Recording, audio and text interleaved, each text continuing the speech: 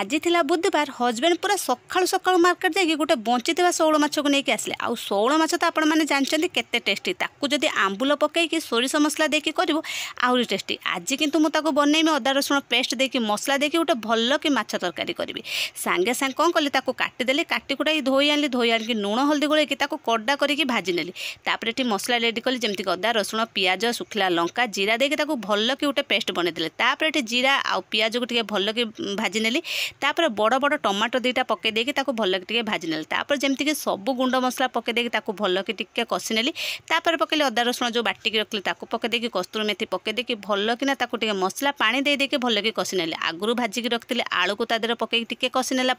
पानी देदेली पानी टे फुटीगला गोटी गोटी माछ तादेह छाड़ी देकी फुटा 5 मिनट छाड़देली तापर धनिया पत्र पकई देकी माछ मसला टे पकई देकी रेडी होगा मोर शौल माछर झोल आपण मानक जब तरकारी भल लगते निहाती कमेंट करेंगे।